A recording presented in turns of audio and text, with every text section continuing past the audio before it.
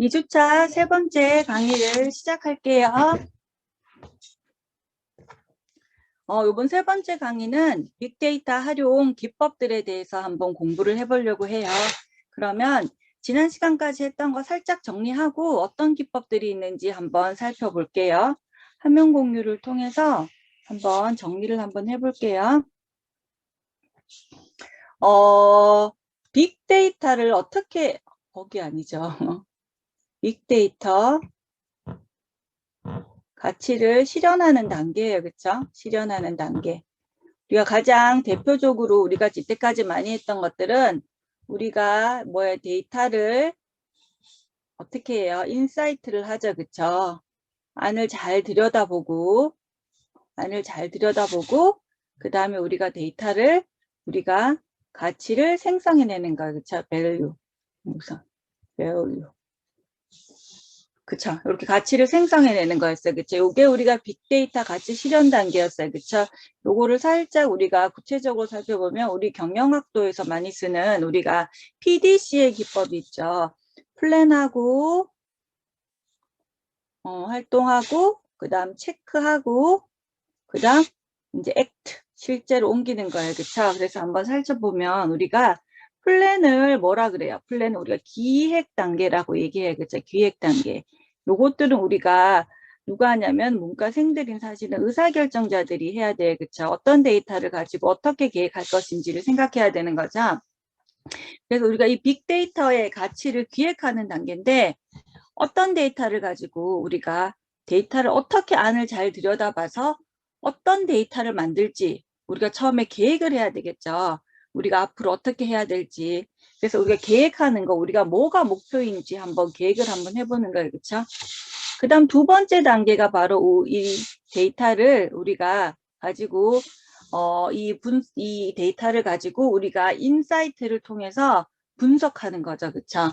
다시 얘기하면 우리가 데이터 인사이트를 만드는 거예요. 그렇죠? 요게 우리가 바로 여기에 어떤 기법들이 들어가냐면 인공지능 기법들이 들어가죠. 인공지능, 딥러닝, 데이터 마이닝 이런 기법들을 쓰는 거예요. 그렇죠? 즉 데이터를 우리가 분석을 하는 거예요. 그렇죠?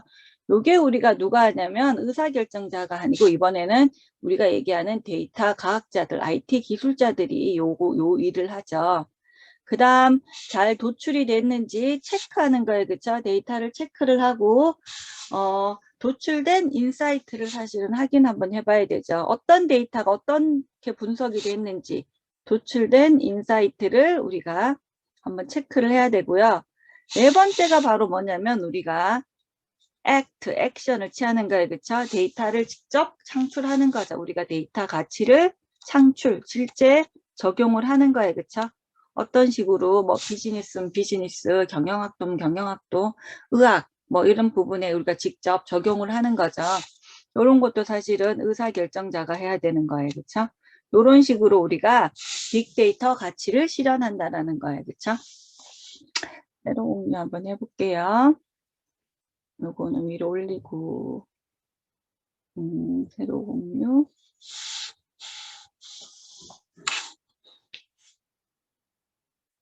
네, 그러면 이제 어떤 것들을 사용할지 데이터 분석 방법에 대해서 한번 알아볼게요. 우리가 많이 들어갔죠. 텍스트 마이닝도 오늘 한번 해볼 거고요.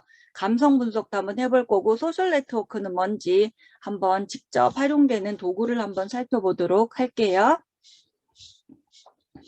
자, 데이터 마이닝과 텍스트 마이닝은 거의 같은 개념이에요. 데이터 마이닝보다 텍스트가 좀 더 큰 의미이긴 하는데 우리가 수없이 많은 기사 이런 소설 우리가 많은 것들 중에 중요한 뭐예요? 정보를 뽑아내는 거예요. 채굴하는 거예요. 그래서 보면 정형 데이터, 비정형 데이터 모두 가지고 우리가 할 수 있는데요. 이 데이터를 우리가 다 살펴보기가 어렵고 할 때 중요한 정보를 우리가 채굴해내는 걸 우리가 데이터 마이닝이라고 얘기를 하죠. 그래서 그러니까 데이터 마이닝, 텍스트 마이닝이라고 얘기하고 텍스트 마이닝의 어떤 순서예요. 순서죠. 데이터를 모으고 미리 데이터를 준비해서 어떤 인덱스화하고 그 다음 거기서 우리가 중요 정보를 도출해내고 그 다음 데이터를 분석하는 거예요. 그쵸? 그래서 수많은 문장들, 연설문, 기고, 기사, 뭐 취임사, 소설, 편지, 칼럼 이런 것들에서 중요한 정보를 도출해내는 거예요. 그래서 예를 들면 뭐 구몬 다 보기가 어려워요. 그쵸? 그래서 우리가 이 텍스트 마이닝을 한번 통해 가지고 마이닝을 해보면 이 구몬이라는 소설에서는 이런 단어들이 가장 많이 사용되고 이러한 것들이 우리가 많이 사용되는구나라는 걸 우리가 알 수가 있어요. 그 기법 중에 하나가 워드 크라우드 기법인데 데이터에 그 단어가 사용된 숫자를 크기에 따라 우리가 도출해내는 방법이에요. 그래서 이런 것들을 우리가 간단하게 한번 사례를 통해서 살펴볼 수가 있어요. 예를 들면 뭐 BTS 방탄소년단들이 유엔에 가서 연설한 적 있죠. 그래서 그 연설문을 우리가 토대로 한번 우리가 텍스트 마이닝을 한번 해볼 수 있고요. 또는 뭐 대통령 취임사, 뭐 바이든 취임사를 가지고 우리가 텍스트 마이닝을 한번 해볼 수가 있어요. 그러면 이 사람이 뭘 제일 강조해서 말을 했는지, 어떤 단어를 가장 많이 사용했는지를 알 수 있다는 거예요. 그래서 이게 텍스트 마이닝 워드 크라우드 도구를 가지고 한번 해본 거예요. 해본 건데 지금 이런 식으로 우리가 어떤 결론을 한번 살펴볼 수 있어요. 이런 모양들은 많이 바꿀 수 있는데요. 요거는 좀 이따가 마지막에 한번 살펴볼게요. 그래서 텍스트 마이닝 워드 크라우드 사이트를 가보면 이런 걸 할 수가 있어요. 우리가 구글에서 우리가 워드 크라우드 제너레이터 이렇게 즉 워드 크라우드를 치면 이 워드 크라우드의 어떤 그 툴이 나와요. 툴이 나오면 여기에서 내가 아까도 얘기했듯이 중요한 어떤 말을 우리가 어떤 말이 사용되어 있는지 어떤 말을 가장 강조를 했는지를 알 수 있다라는 거예요. 이거는 제일 마지막에 가서 한번 해볼게요. 그래서 이 텍스트 마이닝 워드 크라우드 실습을 한번 해본 거예요. G드래곤의 삐딱하게 한번 검색해봤고요. 가사를 가지고 난 이 노래를 잘 모르는데 이게 뭐 오늘 밤은 없어 뭐 이런 말들이 많이 나오나 봐요. 사랑 이런 말들이. 그 다음 let it go 이런 가사를 가지고 한번 해봤고 뭐 K일의 말해 뭐해 뭐 또는 뭐 보헤미안 랩소디 이런 것들을 통해 가지고 우리가 워드 크라우드를 우리가 한번 이 기법을 활용해 볼 수가 있어요. 좀 이따가 한번 해볼게요. 요게 과제물에도 나와요. 과제물에도 내가 생각하는 뭐 어떤 거를 가지고도 워드 크라우드 기법을 한번 활용해서 나한테 보내는 게 나오거든요. 그러니까 좀 이따가 같이 한번 해보면 돼요. 그래서 계속 실습을 해봤죠. 문재인 대통령 취임사 전문 갖고도 한번 해봤고요. BTS 유엔 연설 가지고도 한번 해봤어요. BTS 유엔 연설로 보니까 이 사람은 러브라는 말을 굉장히 많이 사용했네요. people, 뭐 name, word 이런 얘기들을 많이 했다라는 거를 알 수가 있어요. 그 다음 또 로미오와 줄리엣 가지고 워드 크라우드 결과를 한번 해봤는데 이 소설을 통째로 한번 돌려봤네요. 그러니까 뭐 로미에, 줄리엣 뭐 이런 단어들이 많이 나왔겠죠. 그래서 요게 과제 1인데 요거는 특별히 생각할 필요 없고 내가 과제물 사이트에 과제물을 올릴 거예요. 그 과제물 보면 돼요. 요거 한번 해보려고 해요. 요거 주요 연설문 및 취임사, 자기소개서나 관심 기사 등을 찾아서 워드 크라우드를 실행을 한번 해볼 거예요. 요거 좀 이따가 한번 같이 해보는 걸로 하고 그 다음은 감성 분석으로 넘어갈게요.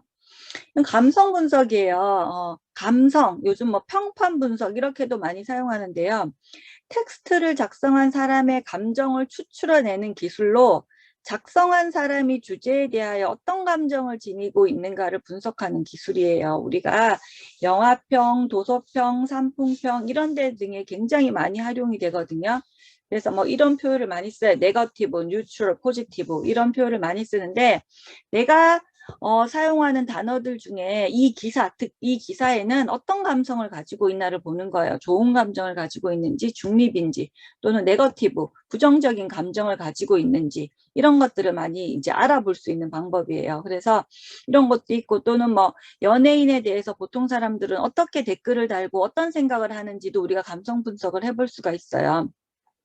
그래서 감정 분석은 분류기의 가장 일반적인 사용어로 우리가 사용하는 뭐 단어들을 가지고 좋은 말, 긍정적인 말, 부정적인 말을 나누고 긍정적인 말에서 부정적인 말을 빼서 우리가 이 평판을 분석해 보기도 하고 해요. 그래서 문서를 작성한 사람의 감정을 추출해내는 기법이기도 하고요. 또는 뭐 유명 연예인들에 대해서 사람들이 어떻게 생각하는지 평판을 한번 분석해 보기도 해요. 그래서 요거의 기법은요, 감성 분석의 기법은 감성 점수를 계산해 보는 거예요. 그래서 감성 점수는 긍정적 단어수랑 부정적 단어수예요. 그래서 감성 어휘사전이라는 게 있어요. 예를 들면 이 어휘사전에 들어가면 우리가 긍정적 단어수라고 생각하는 거는 이런 것들이에요. love, best, cool, great, good, amazing, beautiful, enjoy, nice, perfect, top 이런 것들을 우리가 긍정적인 단어로 생각하는 거예요. 이 외에도 수많은 단어들이 있어요. 그 다음 부정적인 단어로는 뭐 싫어하다, 최악이다, 버리다, awful 막 징글징글하다, 뭐 nightmare, 뭐 악몽, 나쁘다, kill, 죽이다, 뭐 fool, terrible 이런 것들이 부정적인 단어수거든요. 그래서 이런 단어수를 우리가 단어수를 다 계산을 해서 긍정적인 단어수랑 부정적인 단어수를 빼서 계산을 해보는 거예요. 그래서 이 사람 이 기사에서는 어떤 감성 점수를 받는지 부정적인 게 많은지 긍정적인 게 많은지 을 한눈에 알아볼 수 있도록 우리가 어떤 시각화된 자료로 볼 수가 있어요. 그래서 이게 감성 분석하는 방법이에요. 그쵸? 그러니까 각각의 문장들에 대해 단어를 추출한 다음에 감성 어휘사전과 비교를 통해 긍정적 단어의 수와 부정적 단어의 수를 계산해서 감성 점수를 산정해 보는 거예요. 그쵸? 그래서 긍정적인 단어 수 빼기 부정적인 단어 수를 해서 우리가 수치가 나오겠죠. 플러스 수치가 나오든 마이너스 수치가 나오든 감성 점수를 산정해서 우리가 감성 분석을 하는 거예요. 여러 가지 감성 분석 사례가 있어요. 이런 어떤 기사들이 나온 게 있는데 참고로 관심 있는 사람들은 이 기사를 한번 살펴보세요.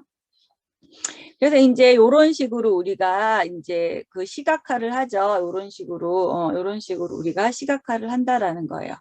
근데 단점이 있어요. 다의어 특히 한 단어에 여러 가지 뜻이 포함되어 있는 경우에 그쵸? 은유, 비유, 역설, 풍자는 우리가 알 수가 없어요. 예를 들면 뭐 A라는 학생이 뭐 아이고 잘했네 이렇게 얘기할 수도 있고요. 똑같은 잘했네를 쓰지만 잘했네 잘했어 이렇게 하는 거랑 완전 이게 다르잖아요. 앞에 거는 긍정적인 표현이고 뒤에 거는 부정적인 표현이에요. 그쵸? 아이고 잘했네 하고 잘했다 잘했어 이거하고는 완전 이게 다른 의미인데 이거를 알아내지를 못한다라는 거예요. 그리고 특히 우리나라는 형용사와 부사를 구분하는 게 되게 쉽지가 않대요. 그래서 이런 거에 대한 약간 문제점이 있긴 하지만 점점 더 이것도 지금 잘 해결하려고 지금 노력해보고 있는데 이런 단점들은 있다라는 거예요.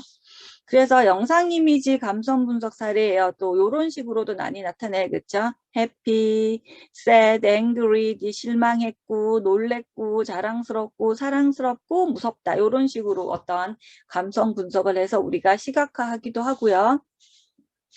시각화하기도 하고 동그라미 가지고 색깔 가지고 시각화하기도 해요. 뭐 파란색은 긍정적인 의미고 그 다음 뭐 그린, 초록색은 중립이고 그 다음 빨간 거는 부정적이고 뭐 이런 식으로 나타내기도 하는데 이 감성 분석도 우리가 좀 이따가 내가 썸 트렌드라는 어떤 도구를 통해서 우리 같이 한번 살펴보는 걸로 해요. 그 다음 세 번째 기법인데요. 소셜 네트워크 온 SNS예요. 우리 정말 많이 쓰죠. 페이스북, 카카오톡, 트위터, 인스타그램. 도대체 이건 어떻게 분석을 하냐는 거예요. 내가 누구하고 어떻게 연관이 되어 있는가를 보는 거예요. 되게 어려운 문제인데 이것도 사실은 계산을 참 잘해요. 분석 도구가 너무 잘 나와 있어서 카톡에서 내가 이 사람하고 몇 번 연결했는지 건너서는 몇 번 연결했는지 이런 것들을 우리가 계산하는 거거든요. 예를 들면 이걸 잠깐만 보면 이런 식이에요. 철수는 갑돌과 친구고 갑돌은 영희와 친구고 현수와도 친구다. 영희는 나래와 친구, 시원과도 친구다. 이런 것들을 우리가 어떤 그 활용 도구를 통해서 우리가 그림을 그려볼 수가 있어요. 이런 식으로. 좀 이따가 한번 나타낼 건데 예를 들면 이런 것들이에요. 아까 한 거죠. 요거.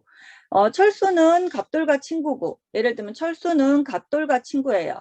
갑돌은 영희와 친구고 현수와도 친구예요. 갑돌은 현수와도 친구고 영희와도 친구고 그리고 또 뭐 영희는 나래와 친구고 시온과도 친구 이런 식으로 네트워크 상의 그림을 그리는 거예요. 이런 식으로 해서 도대체 이 상에서 누가 가장 중심적인 연결성이 높은가 뭐 이런 것들을 한번 살펴보는 거거든요. 이런 것들이 어떤 방법들이 있는지 개념만 한번 살펴볼게요. 그래서 이 네트워크 상으로 점이나 선을 통해서 아까 봤듯이 이용을 그림을 한번 그려보는 거예요. 그래서 이걸 가지고 이제 계산을 한번 해보는 거예요. 최대 가능한 엣지들의 개수에 대한 실제 엣지들의 개수 비를 한번 살펴본다든가 아니면 중심성을 한번 보는 거예요. 연결 정도 중심성, 한 노드가 다른 노드들과 직접 연결되어 있는지, 몇 번 연결되어 있는지 한번 보는 거고요. 매개 중심성은 중심자 혹은 매개자로서 역할 정도를 그 노드를 통과하는 최단 경로들의 개수를 한번 살펴보는 거고요. 직접적으로 연결된 노드뿐만 아니라 간접적 연결 노드까지 최단 거리를 다 살펴보는 이런 세 가지 지표들이 있어요. 다 높으면 높을수록 네트워크 상에서 내가 중심적인 핵심적인 위치를 차지하고 있는 거예요. 많이 연결되어 있는 거거든요. 이거는 우리가 참고로 한 번만 볼게요. 다 툴을 통해서 이용을 하기 때문에 예를 들면 이런 우리가 중심성 이런 어떤 네트워크가 있다고 한번 살펴보면 첫 번째 연결 정도는 딱 1촌만 고려하는 거예요. 직접적으로 연결되어 있는 거. 그럼 A는 전체 지금 뭐냐면 간접 연결된 노드 수분에 직접 연결된 노드 수거든요. 그러면 간접 연결된 노드 수가 A는 B, C, D, E, F 5개 중에 직접은 A만 한 개 돼 있죠. 5분의 1. 이런 식으로 계산 한번 해보는 거예요. F는 전부 5개 중에 뭐예요? D랑 E랑만 연결됐으니까 5분의 2. 이런 식으로 계산해서 가장 높은 게 뭐예요? 연결성 중심도가 가장 높은 거예요. D라고 볼 수 있죠. 그리고 두 번째 근접은 뭐냐면 중개자 혹은 매개자로서의 역할을 하는 거예요. 직접만 살펴보는 게 아니고 중개자, 매개자로서는 이 사람이 어떤 역할을 하냐라는 거죠. 그래서 I와 Z와의 거리분의 노드 마이너스 1이거든요. 지금 노드가 6개니까 5개고요. 그 다음 노드 I와 J의 거리를 한번 살펴보는 거예요. A 같은 경우는 B랑은 1, C랑은 하나, 둘, 셋, 이래서 하나, 둘, 셋 이렇게 해서 다 더하는 거예요. 그래서 이 A는 뭐 1 플러스 1, 2, 3, C는 3, 그 다음 D는 2, E는 1, 2, 3 플러스 3, F는 1, 2, 3, 3 이렇게 가는 거죠. 이렇게 가서 12가 되는 거죠. 이런 식으로 계산하는 거예요. 그 다음 매개중심성도 마찬가지예요. 매개중심성은 뭐냐면 아까는 우리가 직접적으로 연결된 노드 해서 최단거리만 살펴봤는데 이거는 간접적으로 연결된 노드까지 한번 다 살펴보는 거죠.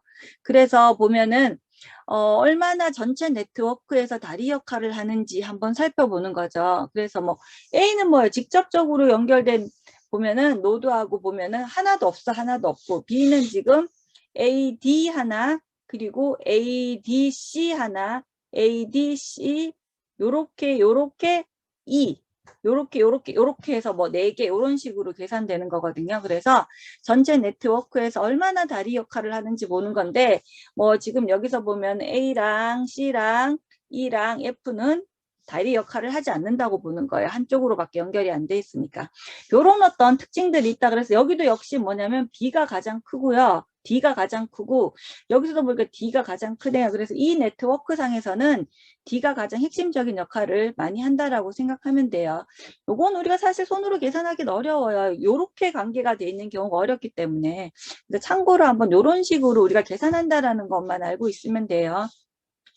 그래서 아까 얘기한 이걸 가지고 실습을 한번 해서 우리가 R 프로그램을 돌려봤어요. 돌려봤더니 이런 식으로 우리가 나온다라는 거예요. 그래서 한번 보면 뭐 갑돌과 날에 지금 갑돌이 가장 뭐 영향력이 크다라고 요렇게 정도만 우리가 해석하면 되겠어요. 그러니까 볼 줄만 알면 되겠어요.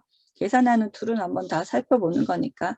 그래서 소셜 네트워크 상에 뭐 적용 사례들이 있는데 예를 들면 뭐 연예인 장나라는 중심성 종류 중 어느 것에 강점을 가지고 있는가 해서 이렇게 네트워크 상으로 우리가 그림을 한번 그려보는 건데 사실 이런 건 우리가 손으로 계산할 수 없고 다 툴로 이용해서 한번 계산해요.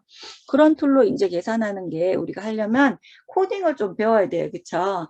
그래서 4차 산업혁명, AI 기술, 코딩 또는 컴퓨터 프로그래밍 뭐 이런 것들에 대해서 나와 있는데 코딩을 한번 이 4차 혁명 시대에서는 우리가 기본적으로 아주 코딩을 알고 있으면 좋다라는 거예요. 그쵸? 여기에 대해서는 우리가 1차 산업혁명부터 4차 산업혁명까지의 발전 과정을 지난번에 아까 얘기했죠. 스팀, 전기, 뭐죠? 전기, 컴퓨터, 그 다음 AI, 빅데이터가 쓴 AI 이런 것들이 있다라는 거예요. 그렇죠? 그래서 통계 패키지들이 많이 나와 있어요. 뭐 R, SAS, SPS, S 플러스, 뭐 스타타 이런 것들이 있는데 지금 요 우리 R 프로그램은 공짜로 지금 쓸 수가 있어요. 공유가 되어 있기 때문에 R 프로그램 가지고 우리가 요즘은 많이 실습을 하죠. 아마 기초 통계학을 배우면 이 R 프로그램을 간단하게 다룰 수 있을 거예요. 그러면 우리가 이제 직접적으로 툴을 한번 이용해 볼게요. 어떤 툴을 이용해서 어떤 분석을 할 수 있는지 한번 살펴볼게요. 그래서 우리가 네이버에 가서 이렇게 실시간으로 네이버 데이터 랩을 딱 치세요. 네이버 데이터 랩을 딱 치면 여기로 넘어가요. 여기로 넘어가면 이거 일단 한번 지우고 다시 한번 해볼게요. 이게 네이버에 가서 네이버 데이터 랩을 치고 검색을 하면 이렇게 넘어가죠. 넘어가면 여러 가지를 기법을 한번 해보세요. 해볼 수가 있어요. 급상승 검색어도 알 수가 있고요. 오늘은 잘 모르겠는데 함소원 진화 사건이 있네요. 그 다음 임명웅 대학교 이런 것들이 지금 실시간으로 떴고요. 그 다음 검색어 트렌드에 가서 내가 살펴볼 수가 있어요. 주제어2 이런 것들을 통해서 내가 알아볼 수가 있거든요. 지금 우리 그냥 한 번만 해보면 서울시장 선거에 나온 사람 갖고 한번 해볼게요. 박영선 한번 쳐보고요. 지금 안철수 한번 쳐보고요. 그 다음 오세훈 정도 한번 쳐볼까요? 그리고 김진애 있는데 김진애도 지금 열린우리당으로 나와 있는데 이분은 좀 아무래도 김재인인가 이름 모르겠네. 김진애? 김진애인가요? 진애? 이렇게 한번 쳐볼게요. 가장 김진애 지금 전 국회의원이 가장 그 명성은 없죠. 이렇게 해서 기간을 내가 골라볼 수 있어요. 골라볼 수 있는데 직접 입력할 수도 있고요. 그냥 1개월 한번 볼게요. 1개월 한번 보고 여기 내가 한번 해볼 수 있으니까 1개월 아니면 한 3주만 보고 싶으면 여기 날짜를 바꾸면 돼요. 날짜를 바꿔서 한 2월 20일부터 보고 싶다. 범위는 모바일이고 PC고 한번 다 보고 싶고 성별도 전체 여성 남성 다 보고 싶다. 이것도 빅데이터 분석가들은 다 따로 봐요. 여성도 한번 봐보고 남성도 한번 봐보고 우리는 전체를 한번 볼게요. 연령은 우리 지금 19에서 24세가 많으니까 이것만 한번 볼까요? 이렇게 해서 검색 데이터를 한번 쳐보는 거예요. 쳐보면 이런 식으로 나와요. 그래서 지금 그 김진애가 지금 가장 그게 없고 보라색, 퍼플색 지금 오세훈 씨가 이때 지금 정확하게는 내가 잘 모르겠는데 언제 단일화에 지금 나경원이랑 이겼는지 잘 모르겠는데 이렇게 나오죠. 이때인 것 같아요. 이때인데 요렇게 지금 순위가 나와 있네요. 지금으로 봐서는 뭐 박영선, 안철수, 오세훈이 지금 박빙이라고 볼 수 있죠. 그리고 안철수와 오세훈은 지금 단일화 과정을 거쳤으니까 이게 끝나면 또 이게 어떤 게 바뀔 수가 있어요. 그렇죠? 이렇게 내가 분석해 볼 수 있다라는 거예요. 그렇죠? 어떤 이 검색하는 방법들은 여러 가지 본인들이 한번 해봐도 괜찮을 것 같아요. 이렇게 데이터 랩으로 분석하는 방법이 있다라는 거예요. 있고 그 다음 우리가 사용하는 게 여기 거 한번 다 보고 넘어갈게요. 빅카인지라는 뉴스 검색도 있어요. 뉴스 검색도 많이 활용해요. 이거는 제가 로그인을 한 거랑 안 한 거랑 여기서 지금 제공해 주는 게 달라서 간단하게 로그인을 제 걸로 해봤는데 제가 한번 해봤어요. 펜트하우스 요즘 막 인기를 뜨는 펜트하우스 갖고 한번 해봤어요. 펜트하우스로 한번 분석을 한번 해봤어요. 검색 결과가 주말에 나왔는데 지금 2051개가 지금 있네요. 요즘 뭐 굴욕 없는 민낯 뭐 이런 게 쭉 나오죠. 한번 쭉 보면 펜트하우스에 그 다음 분석 및 결과 시각화를 한번 볼 수가 있거든요. 이렇게 보면 쭉 한번 볼게요. 보면 이런 식으로 뭐예요? 데이터가 엄청 지금 많죠. 관계도 분석 한번 해볼까요? 어떻게 관계가 되어 있는지 관계도 분석을 했더니 이런 식으로 나와 있네요. 뭐 SBS 이런 가중치 이런 것들은 본인이 주면 돼요. 그 다음 키워드 트렌드 한번 볼까요? 키워드는 이렇게 펜트하우스로 쳤더니 이런 정도로 우리가 검색 건수가 지금 기사 건수가 나오고 있고요. 연관어 분석 한번 해볼게요. 연관어 분석 한번 해봤더니 뭐 이런 식으로 나오네요. 이지야, 뭐 시즌 1, 뭐 시청자들 유진, 엄기준 이런 식의 어떤 연관어 분석까지 가능하다라는 거죠. 요렇게 우리가 빅카인즈는 우리가 기사 검색할 때 굉장히 많이 쓰는 기법들이에요. 그 다음에 우리가 정말 많이 쓰는 거 한번 볼게요.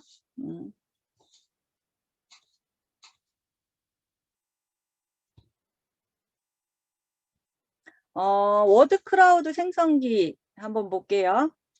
화면이 지금 공유가 일시 중지가 되어 있는데 다시 새로 공유 한번 해서 들어와 볼게요. 공유가 되고 있죠. 이게 워드 크라우드 생성기예요. 이것도 역시 구글에서 워드 크라우드를 치면 이런 화면으로 넘어와요. 이런 화면으로 넘어오고 여기에 내가 여러 가지 뭐 글자 색도 바꿀 수 있고 배경색도 바꿀 수 있고 뭐 이런 마스크 모양도 바꿀 수가 있거든요. 그래서 크기를 직접 입력해 보기도 하고 키워드를 직접 입력해 보기도 하는데 기사를 뭐 다음 포털 기사나 내가 궁금한 기사를 갖고 와서 또는 뭐 소설 어떤 기사를 갖고 와서 기사 뭐 연설문을 갖고 와서 이렇게 여기다가 텍스트를 치면 돼요. 제가 지금 오늘 발표된 뭐 사회적 거리두기를 가지고 검색을 한번 해본 거예요. 그래서 워드 크라우드기를 만들면 돼요. 그러면 여기서 지금 가장 중요하게 생각하는 거는 사회적 거리두기가 굉장히 중요하다라는 말을 많이 했고요.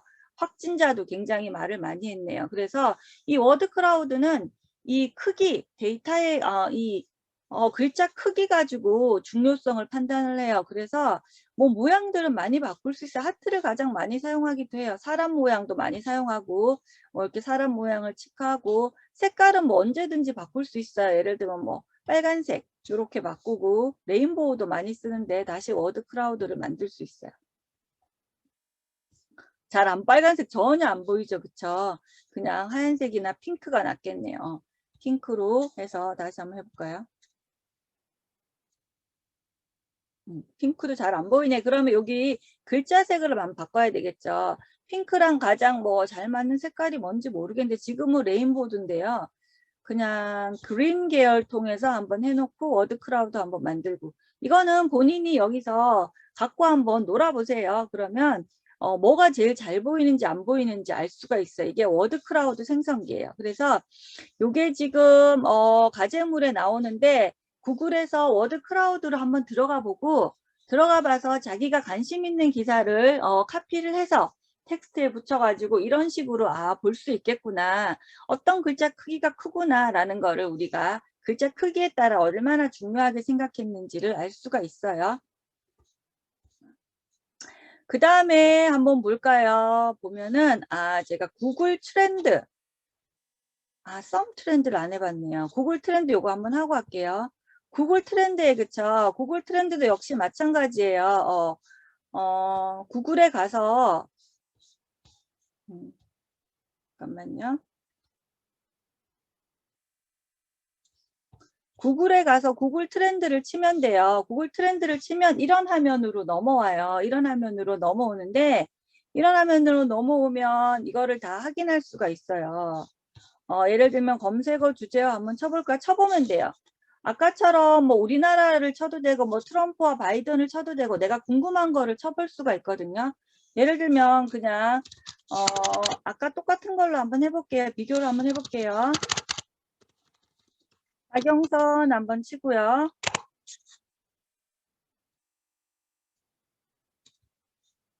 그 다음 비교를 한번 해봐야 되겠죠. 여기에 그냥 나경원 한번 쳐볼게요. 두 분 다 여자분이니까. 나경원 이렇게 쳐서 한번 살펴보는 거예요. 살펴보면 이런 식으로 지금 검색이 되고 있구나 라고 알 수 있어요. 지난 12개월 동안 한번 본 거고요. 지난 7일 동안 한번 보면 이런 식으로 나오죠. 지금 나경원이 빨간색인데 지금 나경원이 단일화 이후에 지금 급속도로 지금 검색 횟수가 줄어든다는 사실을 알 수가 있어요. 그렇죠? 그래서 우리나라는 네이버를 좀 많이 쓰는데 전 세계적으로는 구글을 많이 쓰니까 네이버 데이터 랩을 사용하든지 구글 트렌드를 사용하든지 두 개 중에 아무거나 써서 검색어 비교를 한번 해보는 것도 과제물에 나와 있거든요. 요것도 꼭 한번 해보길 바래요. 어떤 거를 사용하든 상관없어요. 내가 관심 있는 정치인을 사용해도 되고요. 내가 관심 있는 뭐라 그럴까요? 뭐 아이돌 그룹, 뭐 관심 있는 대학교 비교, 뭐 이런 것들 어떤 걸 상관해도 사용없으니까 이걸 한번 해보세요. 한번 꼭 해보세요. 그 다음 감성 분석 사례도 한번 살펴볼게요. 가장 유명한 게 썸 트렌드라는 건데 구글창에 썸 트렌드 이렇게 치면요. 썸.co.kr이라는 데가 있어요. 일이 들어가면 내가 하고 싶은 거를 다 해볼 수가 있어요. 그래서 어떤 분석들을 감성 분석 이런 것들을 한번 해볼 수가 있다라는 거예요. 소셜 분석도 할 수 있고 유튜브 분석 여러 가지 할 수 있는데 소셜 분석 중에 평판 분석 한번 해볼까요? 평판 분석 해보면 접어두기 궁금한 거 한번 쳐보면 돼요. 예를 들면 펜트하우스 한번 쳐볼까요? 아까처럼.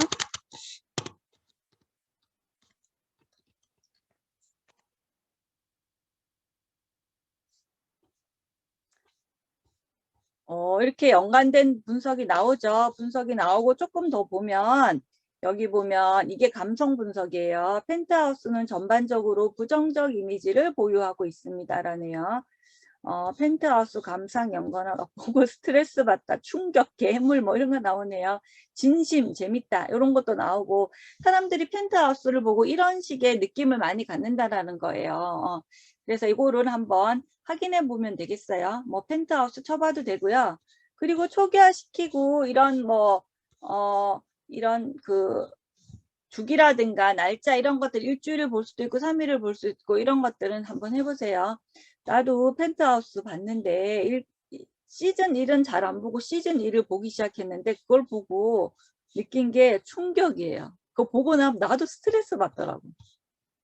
보면은 너무 자극적이에요. 그죠? 자극적이고 어른들이고 애들이고 너무 악한 존재를 만들어 넣어서 좀 슬펐어요. 그래서 이런 우리가 도구들을 사용할 수 있다라는 거를 알 수가 있다라는 거예요.